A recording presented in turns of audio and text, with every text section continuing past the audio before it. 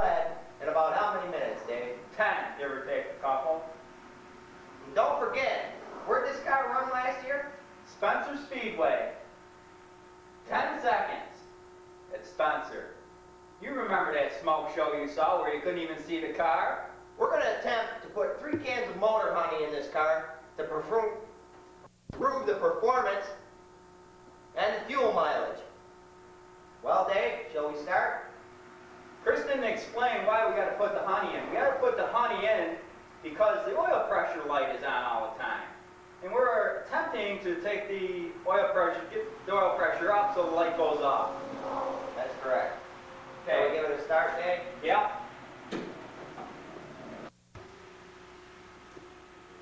Remember, always be courteous when you have a car next to you.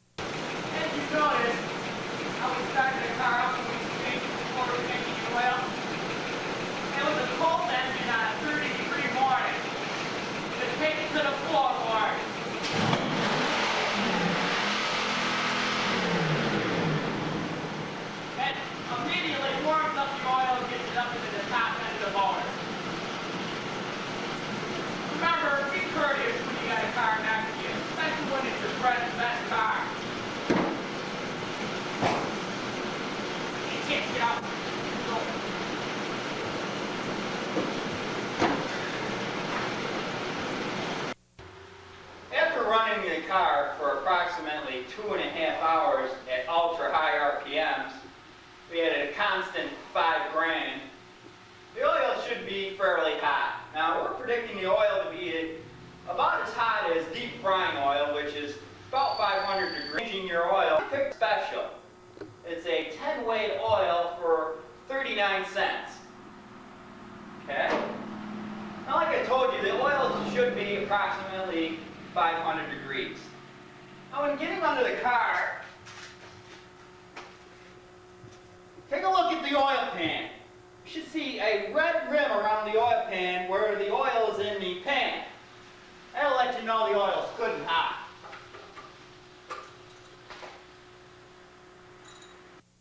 Where's the rag?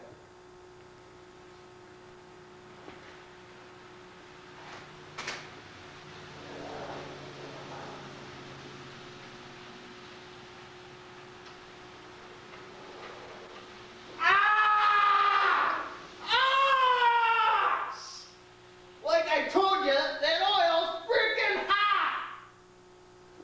Son of a bitch.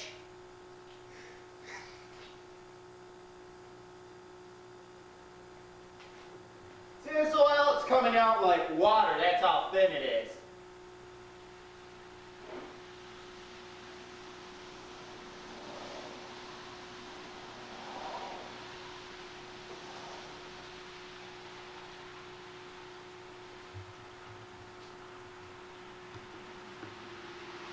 Cut it.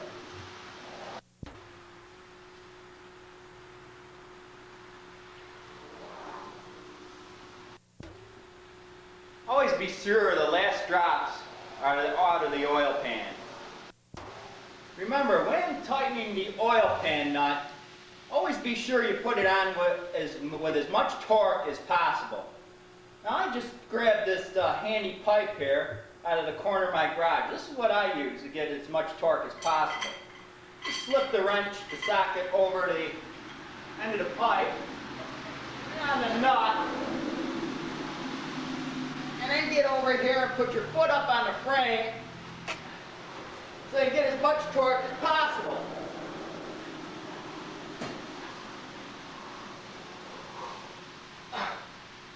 I think that should be tight enough. I don't think that's going to come off now.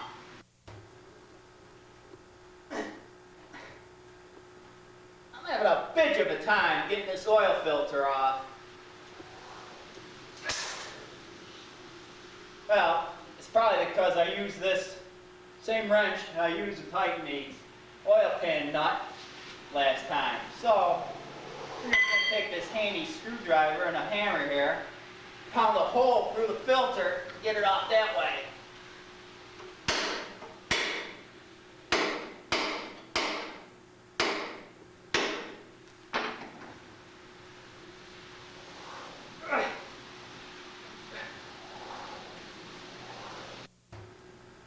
After puncturing the screwdriver into the oil filter, makes it real handy to come off.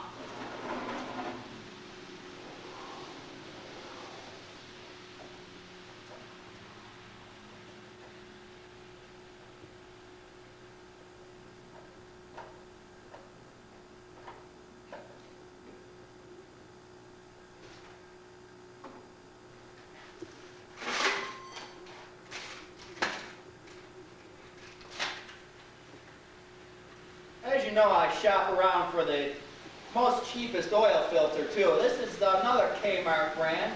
It's their 99-cent oil filter.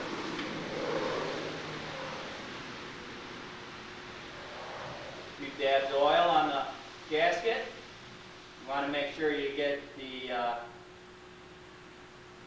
best seal as possible.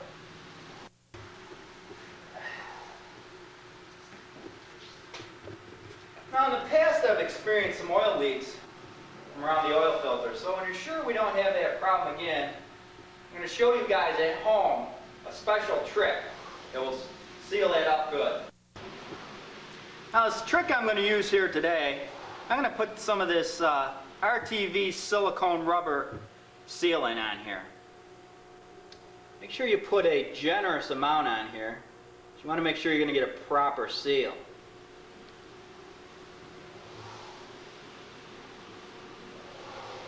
Remember, when going down the road in the wintertime, you don't want to experience any seals, any leakage. There.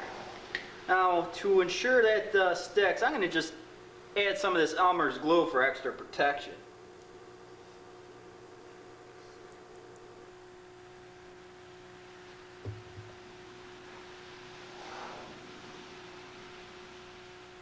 Should have made the opening in the end a little bit bigger so we can get some more out.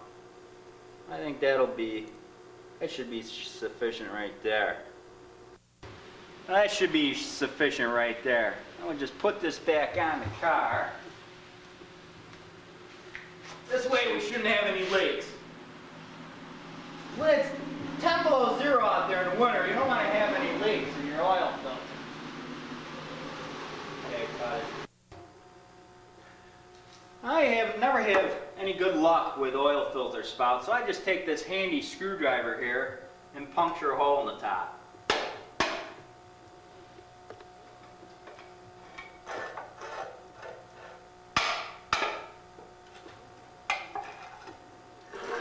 Remember, open up all your oil cans at first. That way, none will go to waste.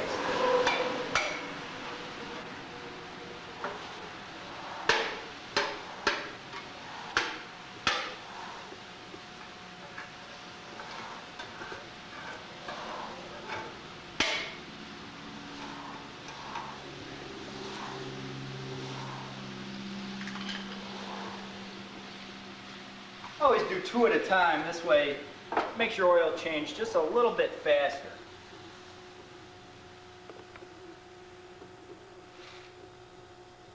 As you can probably see here, I got the oil going into the spout so fast that it's dripping down onto the manifold.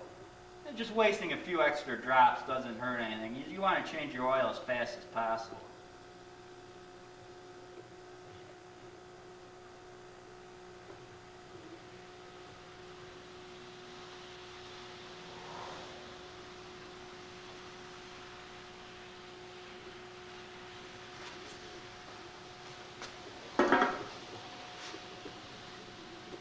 Like you probably know, I'm only putting 3 quarts of oil in this time.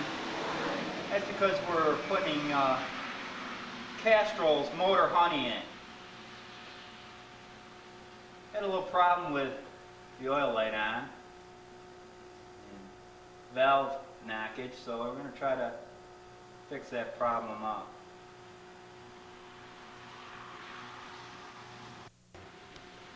As you remember, a minute ago I said I was going to use Castrol.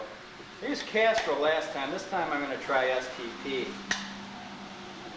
It's supposed to be a little bit thicker, so hopefully it will cure that problem.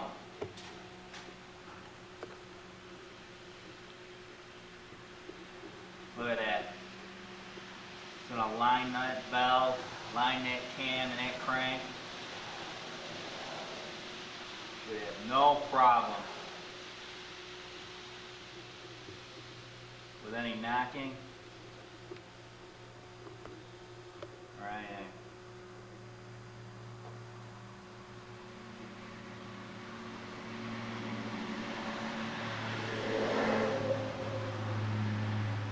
Also, remember when racing, this also gives you a little extra protection at those ultra high temperatures that you get.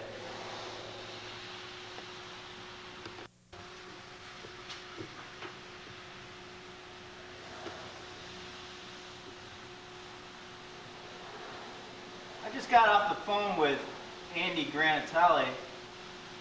He thought this would give me the racer's edge down at Spencer Speedway, so that's why we're using it here. I was telling about my racing down there last season. He thought using STP over Castrol would improve my speed by about 15 miles an hour through the tracks. Probably give me a time of about 2 seconds better. That way, should have no problem with Vic Piscucci or Benny Canavino next season.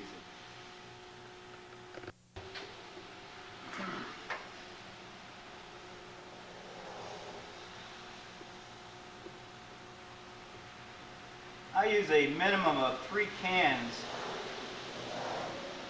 every oil change to ensure you get proper lubrication. After adding the last can of honey, this concludes the 10-minute oil change.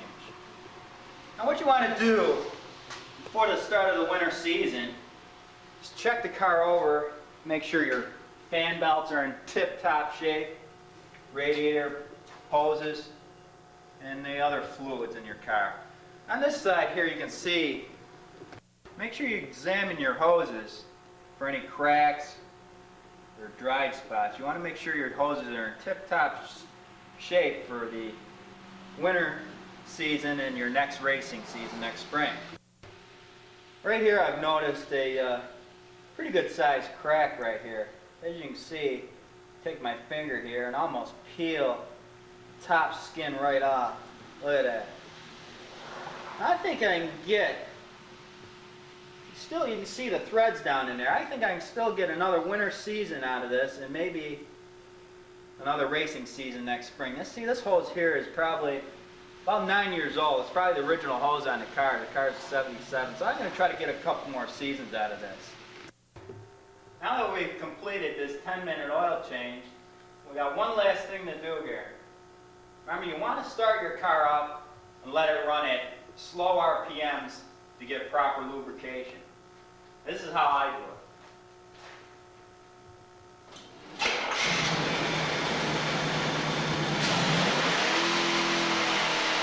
Remember, you want to get slow RPMs, but you want to get that lubrication.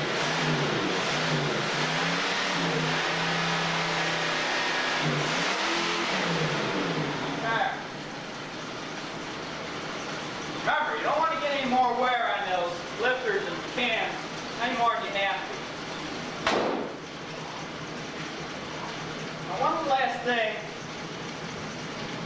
driving the car off the ramps, drive it extra slow.